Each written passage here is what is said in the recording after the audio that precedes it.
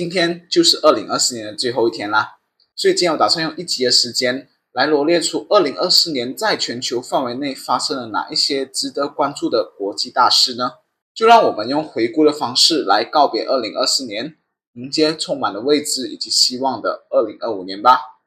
2024年1月1日的时候，日本石川县能登半岛发生了7.6级大地震。再来1月2日的时候，以色列军空袭了黎巴嫩首都贝鲁特南部市郊，哈马斯组织2号人物阿卢里丧命。在同一天，日本航空516号班机在东京国际机场落地后滑行时与一架日本海上保安厅的飞机相撞。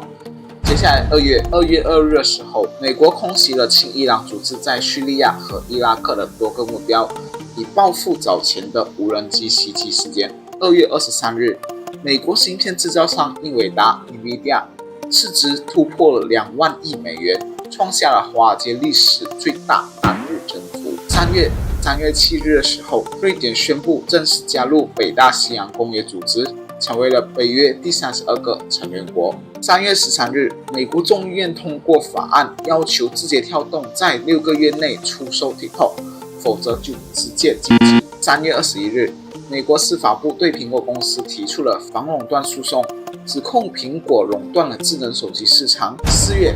月8日的时候，北美地区时隔7年出现了日全食的天文奇观，美加墨地区有3000多万个居民都可以观测到这个景象。接下来第二个就是在4月17日的时候，迪拜遭遇了75年来最大的降雨。4月20日，美国众议院通过总值950亿美元一揽子方案，向乌克兰、以色列和台湾等地提供了经济援助。接下来5月10日的时候，地球首次迎来了20多年来最强的太阳风暴，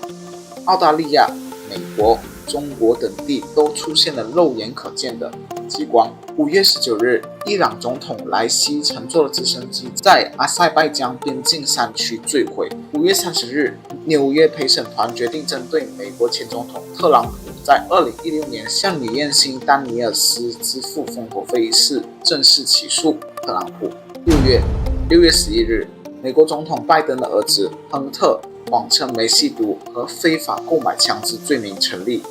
亨特也成为了第1名被定罪的任总统子女。6月18日，英伟达市值升至约 3.4 万亿美元，超越了微软和苹果，成为全球最值钱的公司。6月27日，美国2024年总统大选首场电视辩论，拜登糟糕的表现引起了各方关注。7月13日，美国前总统特朗普在宾夕法尼亚州的集会被刺杀，右耳上方部位中枪，是寄生图就此出现。7月18日，特朗普正式接受共和党提名，成为了2024年美国总统候选人。7月19日，微软因 CrowdStrike 防毒软件更新问题发生了全球大宕机。7月21日，拜登突然宣布退出了年底总统选举，全力支持副总统哈里斯担任了接班人。7月27日，巴黎奥运盛大开幕。8月11日的时候，巴黎奥运会正式宣布落幕，美国以40面金牌位居了全场总冠军。8月22日，哈里斯正式接受民主党的提名参选总统，并承诺会成为一位团结美国的总统。8月31日，以色列军队在加沙发现了6具被哈马斯所扣押的人质尸体。9月6日，超强台风摩羯于16时20分前后在中国海南省文昌市翁田镇登陆，造成了海南4人死亡，95人受伤。9月12日，美国太空探索技术公司 SpaceX 完成了首次商业太空漫步，缔造了历史。10月1日，伊朗向以色列发射了180枚导弹。10月10日，飓风米尔顿强势席卷美国东南部地区。10月17日，以色列军队在卡萨南部的行动中击毙了巴勒斯坦武装组织哈马斯的领导人西瓦尔。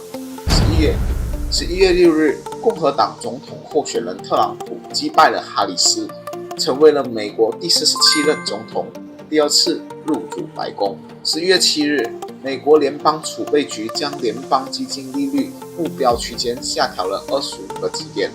这是美联储今年第2次的降息。11月27日，以色列和黎巴嫩接纳了由美国和法国所周旋的停火协议。12月1日，拜登宣布赦免了自己的儿子亨特。12月3日，韩国总统尹锡悦晚上在龙山总统室发表了紧急谈话，宣布全国紧急戒严。12月10日，韩国国会通过了决议案，要求迅速逮捕现任总统尹锡悦。12月25日，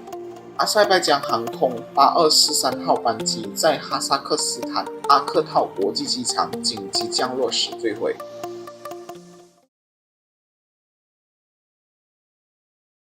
OK， 今天内容到这里也就结束啦。所以也一样，如果你喜欢我的视频的话，别忘了帮我点赞、订阅、分享。我是 EJ，那我们同一时间同一频道，我们下期再见吧，拜拜。